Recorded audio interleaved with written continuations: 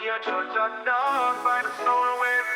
And you judge a boy by the things way. But who I go put them money at stake? Fi make a little boy dream come true. Yeah, the little boy future in a danger. Him have to fight, make a plan. Success no know nobody as a stranger. So design your life while you can. Yeah, your thoughts are the motivator. Keep them clean, make them pure. No wait till later, do it now. Hey everyone, and welcome back for another deep dive. Today we're looking at how the upcoming U.S. election might impact Jamaica. Yeah, it's going to be interesting to see how things shake out, especially for Jamaica. You know, they could see some big changes depending on who wins. For sure. We're focusing on immigration policies and racial dynamics, two areas where the candidates, Trump and Harris, have very different views. Right, and those differences could have a ripple effect on Jamaica's economy and even its social landscape. So we're going to be looking at some sources that lay out those contrasting viewpoints. Okay, so we've got Trump on one side and Harris on the other. What are some of the key things that jump out from their stances? Well, on the immigration front, Trump's been talking about a huge increase in deportations if he gets back in office. Hold on. So we're talking like mass deportations here. What would that even look like? He's aiming for levels we haven't seen before. Imagine the impact on Jamaican families, especially those who rely on relatives working in the U.S. sending money back home. That's a lot of people to suddenly send back to Jamaica. Hasn't Trump always been pretty tough on immigration, though? Oh, yeah. I mean, he brought back those policies like Remain in Mexico, which basically traps asylum seekers outside the U.S. borders. And then there's Title 42, which uses public health as an excuse to restrict entry. Right. I remember those. Yeah. Not exactly welcoming policies, are they? And it doesn't stop there. He's also looking at bringing back this old law called the Alien Enemies Act. The Alien Enemies Act. What's that all about? Basically gives the president the power to deport people from countries considered security threats. Pretty intense stuff. Okay, so that's a lot to unpack. First of all, could Jamaica even be seen as a security threat under that law? It's hard to say for sure, but it's definitely something to think about. I mean, the potential's there, right? Yeah, that's a pretty unsettling thought.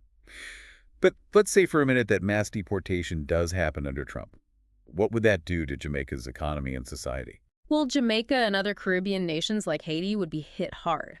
They'd see a massive strain on their resources if a ton of people are suddenly sent back. Okay, so we're talking about a strain on resources. What does that actually mean? Think about healthcare, housing, jobs, even crime rates.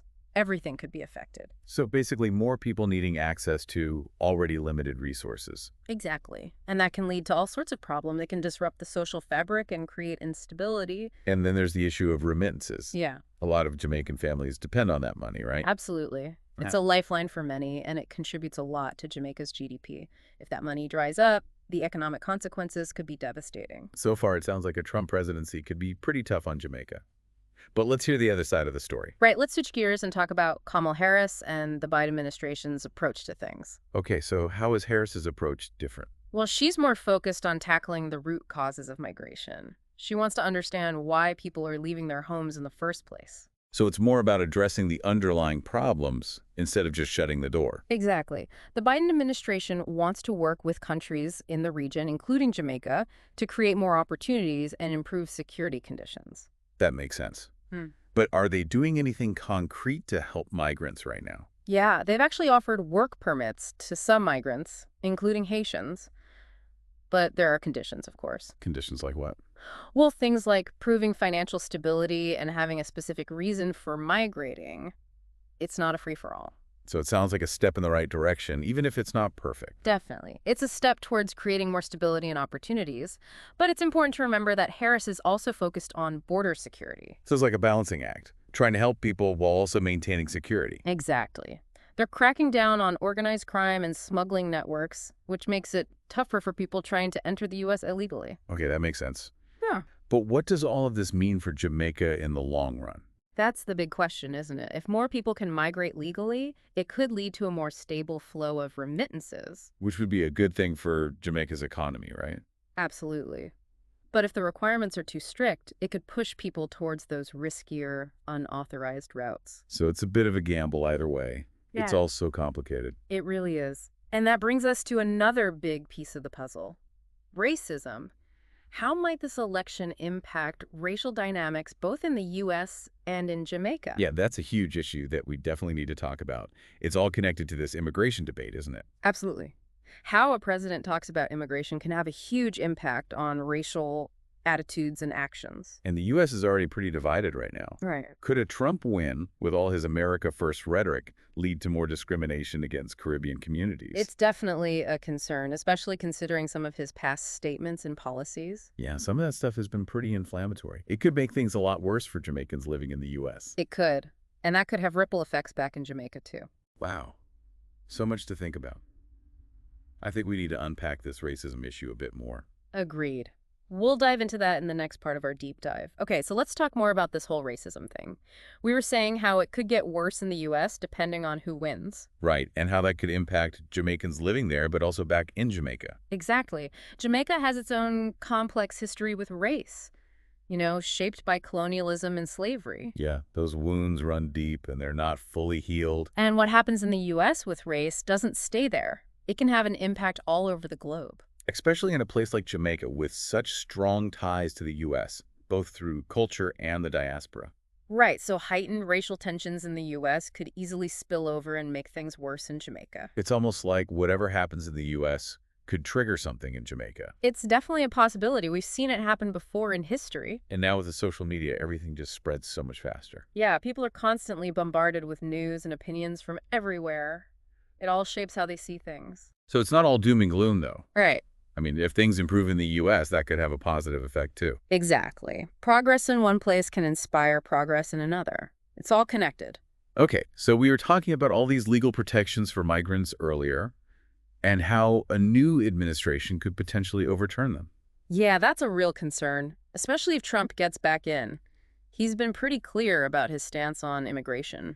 So those work permits the Biden offered to Haitians, for example, those could be gone. It's possible. A new administration might say they're not needed anymore. And what about the people who are already here relying on those programs? It would be a huge blow for them, create a lot of uncertainty and anxiety. I imagine there would be a lot of legal challenges to any changes like that, though, right? Oh, yeah, for sure. Immigration law is super complex, and there are groups ready to fight any changes. But those legal battles can take a long time. So it's kind of a waiting game for a lot of Caribbean migrants, no matter who wins. It is, and it highlights how much power the U.S. has over other countries. Okay, so let's talk more about those racial dynamics within the U.S. We've already said that things could get worse, but how might that actually play out? Well, the U.S. is a really divided place right now, and the political climate is super intense. And how a president talks about race and immigration can really affect how people treat each other. Absolutely. It sets the tone for the whole country. So under a Trump administration, could we see a surge in discrimination against Caribbean communities? It's a real possibility. Some people see his "Make America Great Again" slogan as a call to go back to a time when white Americans had more power. Yeah, that kind of rhetoric can embolden people who already have racist views. Exactly. It makes them feel like it's okay to say and do things they might have kept quiet before. And that could translate into real-world consequences for Jamaicans in the U.S. Exactly. They might face more hostility, more suspicion, and even violence just because of their race. And it's not always overt violence either. Right. Sometimes it's more subtle. Yeah, those microaggressions being targeted by law enforcement, being passed over for jobs. It can make you feel like you don't belong. Exactly, like you're constantly being judged and scrutinized. It takes a toll. And all of this could strain relations between Jamaica and the U.S. Definitely. If Jamaicans in the U.S. are facing more discrimination, it's going to create tension. It could make people in Jamaica feel resentful and betrayed. Yeah, and it definitely won't help the image of the U.S. as a place of opportunity. This election has such high stakes for so many people. It really does. It's not just about politics, it's about people's lives. This has been a really intense discussion. So much to think about. Yeah, it's important to stay informed and engaged. We all have a role to play in shaping a better future. Man, we've really gone deep on this one, haven't we? Yeah, we've covered some heavy stuff. Deportations, the economy, racism. It's a lot. It is. But it's important to talk about these things, Absolutely. But I think it's time to zoom out a bit. Look at the bigger picture. Yeah, what kind of future do we want to see? Both for the U.S. and for Jamaica. That's the real question, isn't it? This election isn't just about picking a president. It's about choosing what we stand for as a society. What values are important to us. Values like inclusivity, justice, compassion. Exactly. Those values should guide how we deal with things like immigration and racial inequality. So what can we actually do about all Yeah. this? I mean, it feels so big, so overwhelming. It can feel that way for sure, but we can't just give up. Right, but what can one person really do? Every little bit helps, you know? It could be educating yourself about immigration law or supporting organizations fighting racism. Or even just talking to people who have different views, trying to understand where they're coming from. Exactly. Building bridges in our own communities. That's where it starts. Okay, so as we wrap up this deep dive, any final thoughts for our listeners? Stay informed, stay engaged, and most importantly, don't lose hope. Well said. We started this deep dive by asking how the U.S. election might impact Jamaica.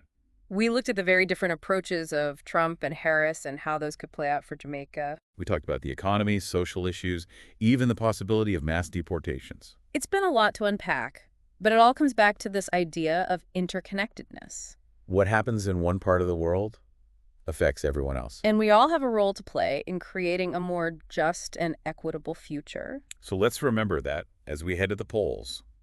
This election is about more than just politics. It's about the kind of world we want to leave for our children. Thanks for joining us on this deep dive. We'll see you next time for another exploration.